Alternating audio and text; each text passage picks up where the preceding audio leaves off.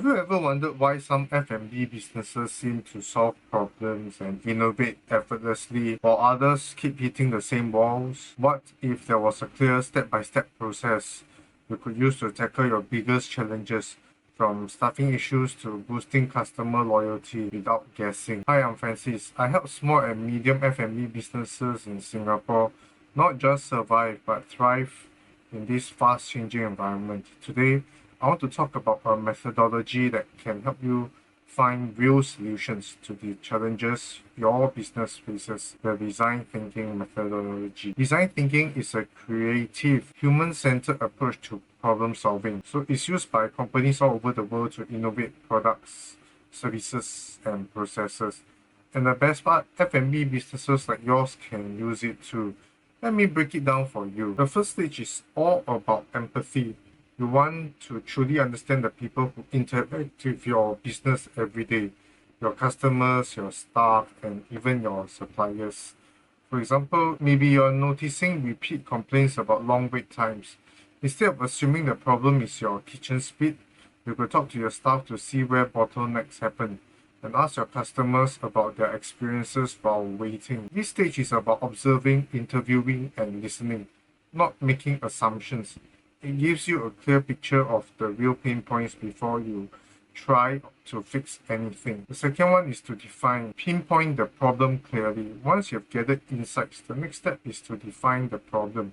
What exactly is the challenge you're solving? For instance, you might find that the real issue isn't slow cooking, but inefficient order handoffs between front of house and kitchen staff, or that customers feel ignored during peak hours because there aren't enough staff during certain time blocks. A clearly defined problem helps you focus your efforts on solutions that will actually make a difference instead of just treating symptoms. The third is ideate, brainstorm creative solutions. Now comes the fun part, ideation.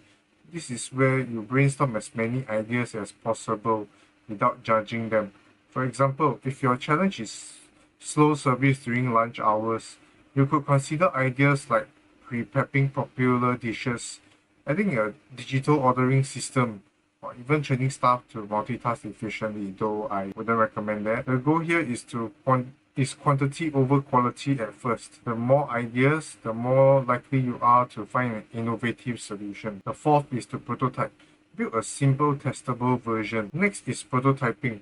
This means creating a simple, low-cost version of your solution that you can test. Using the lunch hour example, you might try a 1-week trial of prepared dishes or a test of a new staff schedule. The key is to make it quick, affordable, and easy to adjust based on feedback.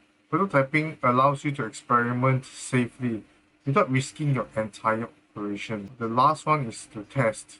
Gather feedback and refine. The final stage is testing.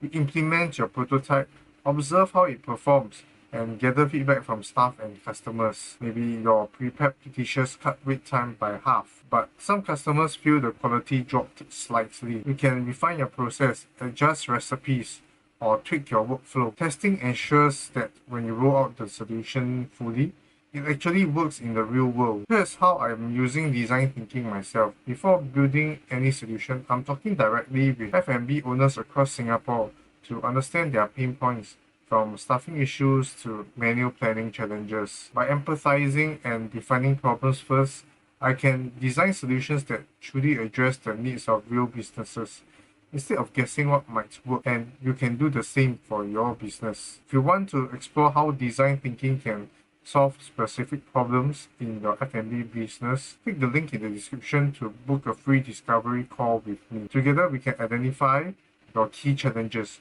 and come up with practical solutions tailored to your business. Thanks for watching. If you found this video useful, give it a like, share it with other F&B owners, and subscribe for more tips on growing your business in Singapore's ever-changing market. I'll see you in the next video.